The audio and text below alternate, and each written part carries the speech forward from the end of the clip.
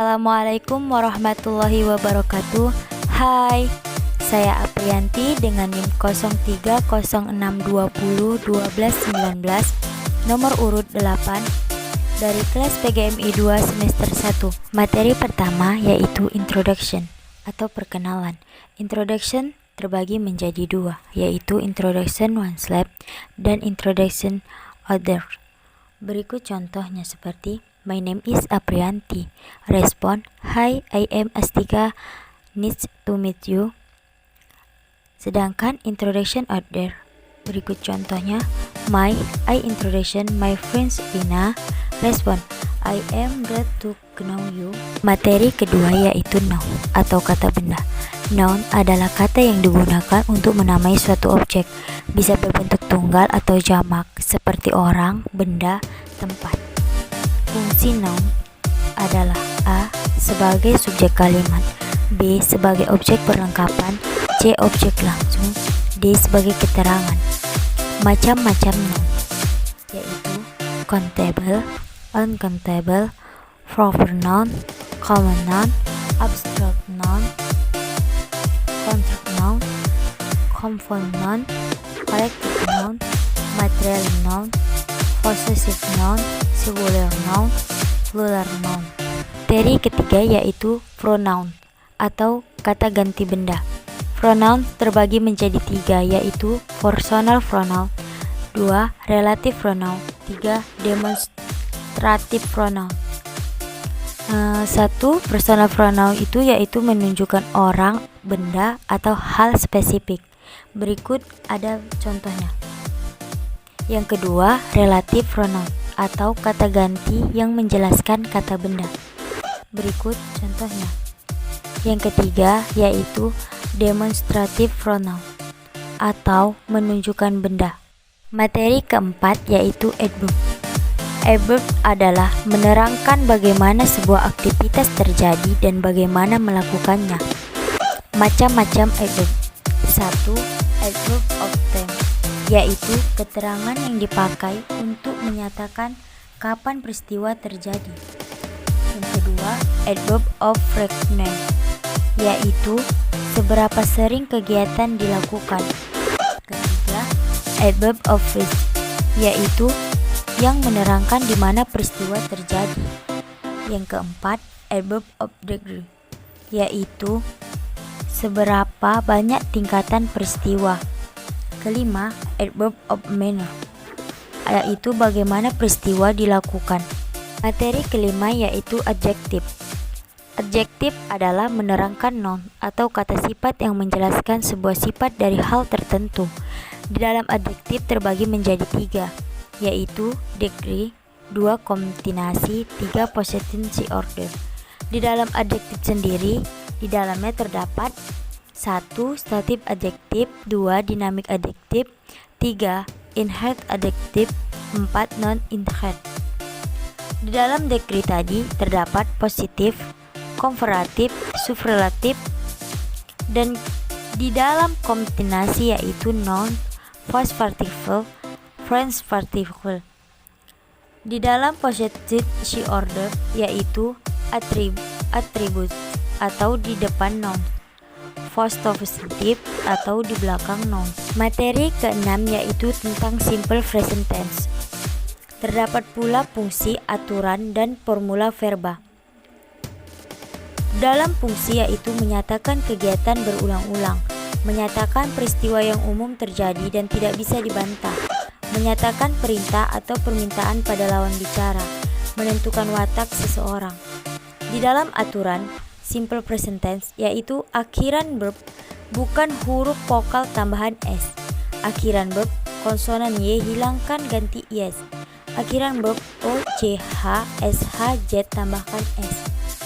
Di dalam formula verba simple present tense yaitu berbentuk positif dan negatif dan juga tanya.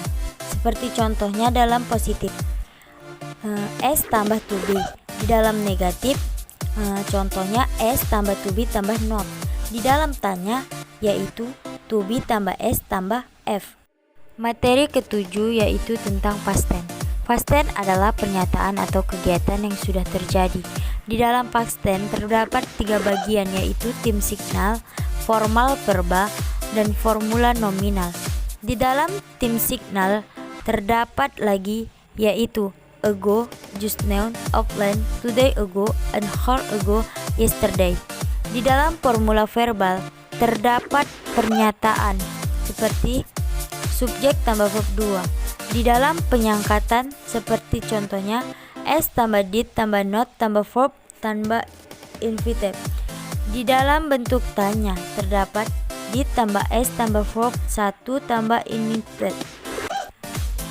Di dalam formula nominal, yaitu di dalam pernyataannya, contohnya s tambah was atau were tambah non verb. Di dalam penyangkalan, yaitu s tambah was atau were tambah not tambah non verb. Di dalam bentuk tanya, yaitu was atau were tambah s tambah non verb. Materi ke-8 yaitu tentang simple future tense, adalah untuk menyatakan suatu kejadian di masa yang akan datang. Di dalam itu terdapat rumusnya, yaitu sebagai berikut. Dan di dalam simple future tense terdapat tim signal. Contohnya seperti perkataan tomorrow, next time, by and then, dan lainnya. Materi ke-9 yaitu tentang gerund atau benda kata kerja tambah in. Di dalam gerund terdapat manfaat sebagai subjek, sebagai predikat kata benda, dan sebagai objek langsung, sebagai objek dari sebuah preposisi. Dan gerund terbagi 2, yaitu the verb gerund atau menyatakan peristiwa yang terjadi lebih dahulu daripada yang lain mengikutinya, dan the voiced gerund atau digunakan di belakang kata kerja. Materi ke-10 yaitu artikel atau kata yang digunakan untuk membatasi pengertian dari noun. Artikel terbagi 2, yaitu indefinite article atau menggunakan a atau an, digunakan sebelum singular countable noun dan untuk hal yang tidak spesifik, dan definite article menggunakan d, digunakan sebagai countable noun maupun uncountable noun. Adapun zero article tanpa menggunakan a dan an, d terhadap kata benda. Materi ke-11 tentang conjunction, yaitu conjunction adalah kata hubung yang menghubungkan dua kata atau dua kalimat. Conjunction terbagi 3, yaitu coordinating conjunction, 2 correlative conjunction, 3 subordinating conjunction. Materi ke-12 yaitu tentang preposition, yaitu kata depan yang berfungsi untuk objek dengan hubungan antara objek lain di dalam kalimat, terdiri dari satu kata atau gabungan dengan first object lain. Preposition verb adalah kombinasi antara preposition berbentuk suatu frasa. Macam-macam preposition: 1 preposition of then, 2 preposition of least, 3 preposition of move and, 4 preposition of quantity, 5 preposition purpose. Materi ke-13 yaitu tentang present perfect tense atau kata kerja yang menggambarkan adanya sebuah kegiatan yang terjadi di masa lampau atau masih berlanjut sampai sekarang. Di dalam present perfect tense terdapat ciri-ciri, yaitu tersusun dari have atau has, terdiri dari orang ketiga atau tunggal, kalimat negatif ditambah not sebelum subjek.